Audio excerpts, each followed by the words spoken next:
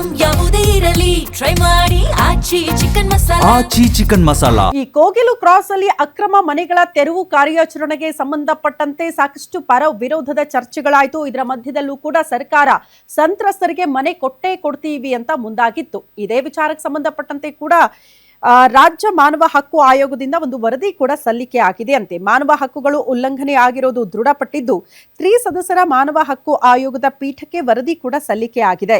ಮಾನವ ಹಕ್ಕು ಆಯೋಗದ ಡಿಎಸ್ಪಿ ಸುಧೀರ್ ಹೆಗ್ಡೆ ಅವರಿಂದ ವರದಿ ಸಲ್ಲಿಕೆ ಆಗಿದ್ದು, ಕೋಗಿಲು ಕ್ರಾಸ್ ಮನೆಗಳ ತೆರವು ಮಾಡೋದಕ್ಕೆ ನೋಟಿಸ್ ನೀಡಬೇಕಾಗಿತ್ತು. ಆದ್ರೆ ನೋಟಿಸ್ ಕೊಡದೆ ಏಕಾಏಕಿ ತೆರವು ಮಾಡಿರುವ ಆರೋಪ ಇದೆಯಂತೆ.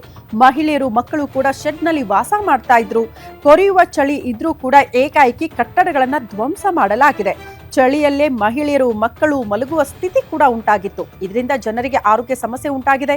ಸಂತ್ರಸ್ತರಿಗೆ ಆಹಾರ, ಸಂಚಾರಿ ಆಂಬ್ಯುಲೆನ್ಸ್ ಮತ್ತು ಮೆಡಿಸಿನ್ ವ್ಯವಸ್ಥೆ ಕೂಡ ಮಾಡಿರಲಿಲ್ವಂತೆ. ಹೀಗಾಗಿ ಮಾನವ ಹಕ್ಕುಗಳ ಉಲ್ಲಂಘನೆಯಾಗಿದೆ ಅಂತ ವರದಿ ಸಲ್ಲಿಕೆ ಆಗಿದ್ದು, ಕರ್ತವ್ಯ ಲೋಪ ಎಸಗಿರುವ ಅಧಿಕಾರಿಗಳ ವಿರುದ್ಧ ಕ್ರಮ ಕೈಗೊಳ್ಳಬೇಕು ಅಂತ ಈ ವರದಿಯ ಮೂಲಕ ಶಿಫಾರಸು ಮಾಡಲಾಗಿದೆ.